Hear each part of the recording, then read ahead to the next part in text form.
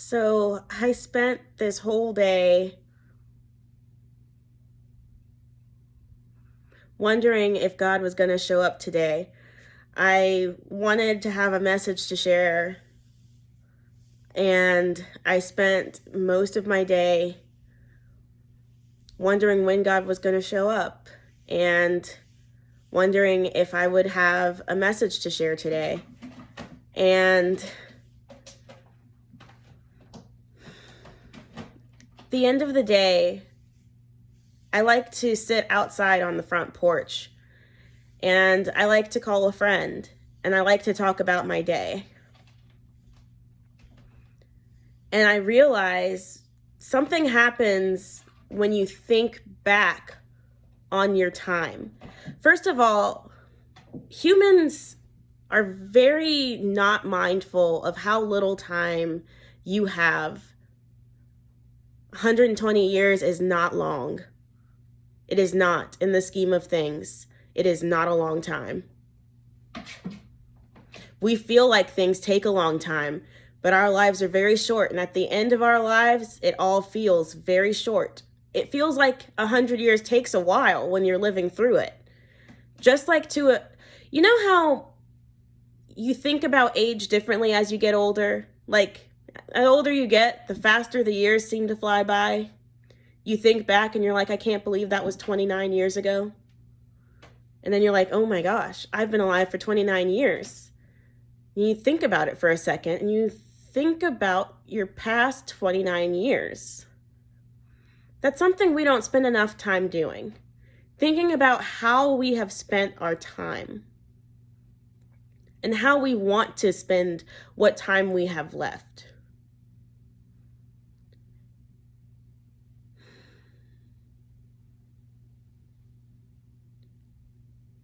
A lot of times we look back and we think that we would like to do things differently. We wish that we had a chance to do it over again. You do. No, you can't change the past. But you've got a lot of time left, or you've got whatever time you've got left. You don't have to continue to do those same things that didn't work out for you when you look back on your past 29 years. That doesn't have to be what the future looks like. You've got steps in front of you that you haven't even seen yet. It isn't even done yet in your world. But when it is done, you'll look back and you'll realize how short it all was.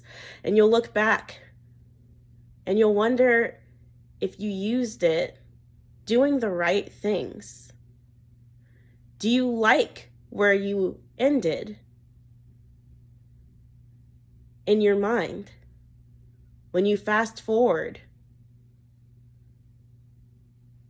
When you look back on what you've already got and you think about that continuing in the future, do you like what you see?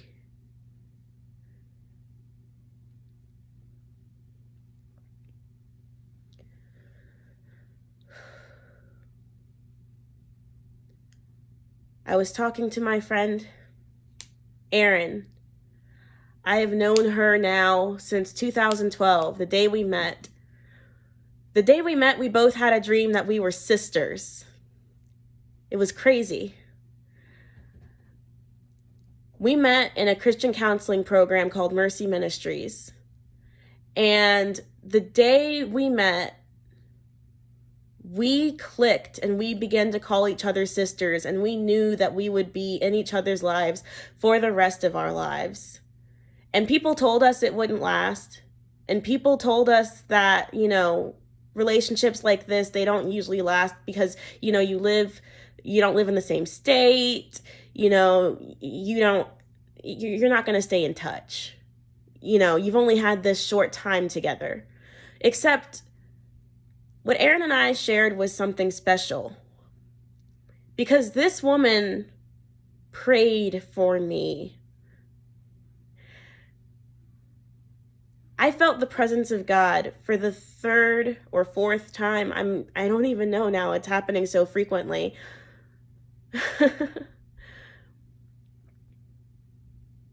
And there are so many images that I want to share with you.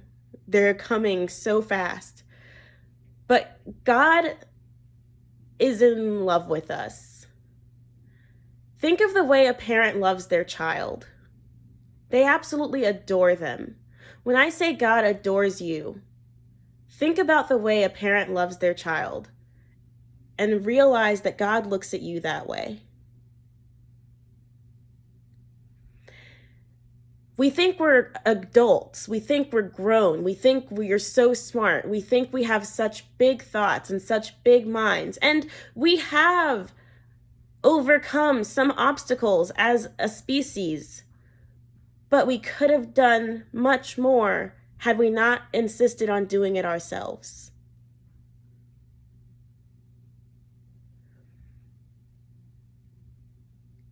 A toddler runs away from their parent, unaware of the dangers of the world. And they run toward the street. And a parent panics and grabs their shoulder. And the child continues to stumble forward. And the parent grabs their shoulder.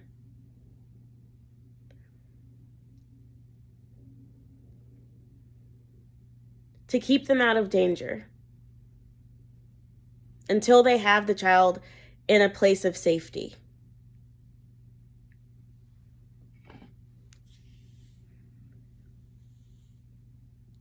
And on a lighter side, think of the way a toddler is with their parent. When a toddler discovers a world that is so big and so full of mystery around them, you know, children see grass for the first time. We've been looking at grass for 29 years, but a toddler sees grass for the first time, sees you for the first time, sees the world for the first time. And everything is all encompassing and totally engrossing. And they're focused on a flower across the yard, and you're trying to play tag. And you tag them and you get their attention for a second, but then they continue to look around at their world. Focus on what's going on around them. And then you tag them to get their attention again. You've got a smile on your face. They giggle a little.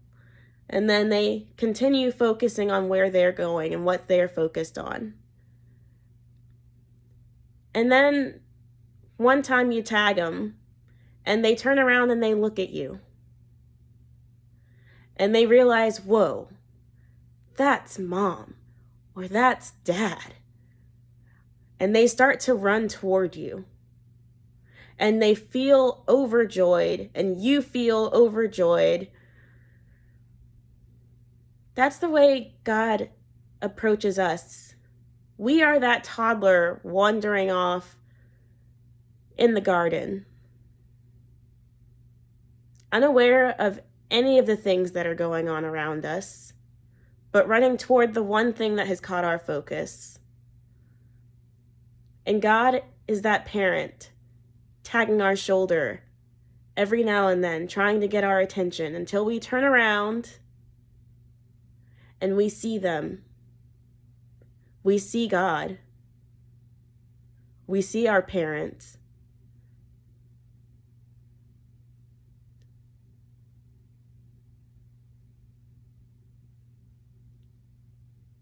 And suddenly you're overjoyed.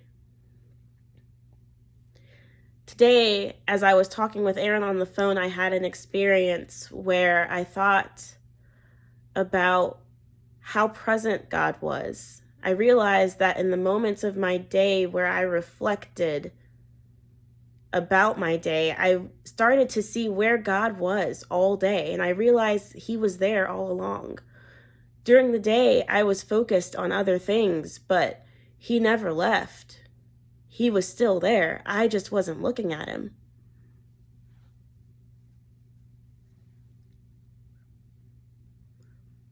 But when I come home and I reflect, I'm only looking at him.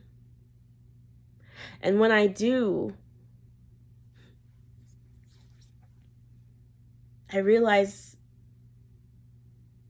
how much he loves me, how big he is.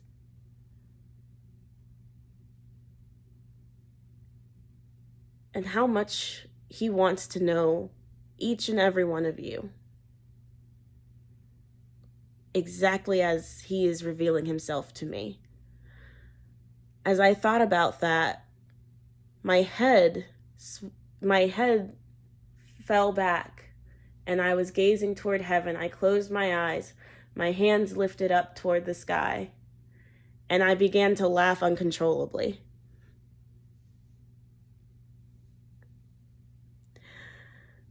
Because I was overjoyed in the presence of God. And I couldn't stop laughing. Because I'd never felt so happy as I did when I realized that God loved me. He is amazing. He is our Father. And he has never left us. We have grown up, we have become rebellious teenagers.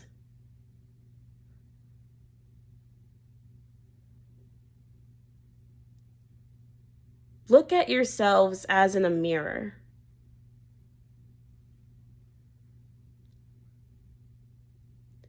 Spend more time reflecting. Spend more time looking in the mirror. As a person,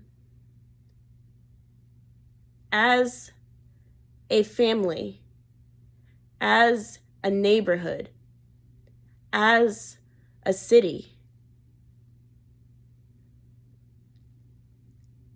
is what you're doing right now what you want your future to look like? If the answer is yes, keep doing what you're doing. But if the answer is no,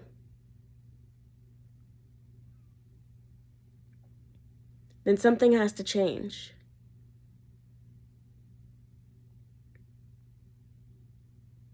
We can only improve if we reflect. If we spend time looking at ourselves, truly listing what we have done throughout our day, all of our experiences throughout the day, every moment. How did I spend my time today? What did I do in this moment? What did I do in that moment? If I could go back, would I change anything? If the answer is yes, can I change something now?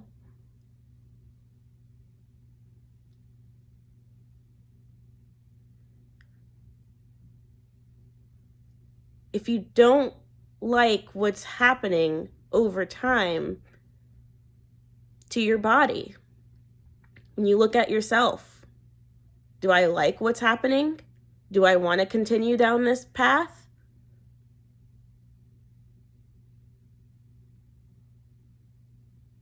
Or should I invest in myself?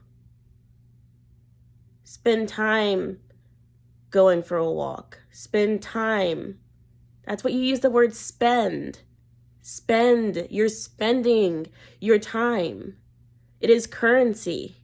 It is all you have, and you don't know how much you have, but you're spending it. And you're spending it every day, every second, every minute, every hour, every day, every week, every month, every year. Look back on the years of your life, the minutes of your life. Look back on 5 minutes ago. Is there anything you wish that you had done differently? Can you change it now?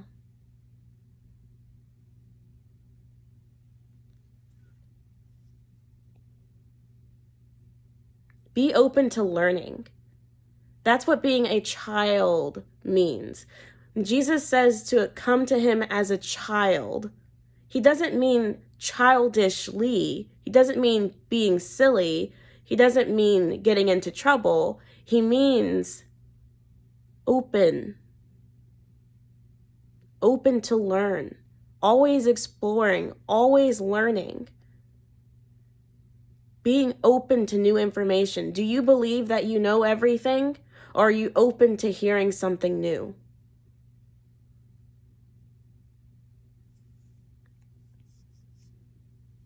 Are you open to doing research?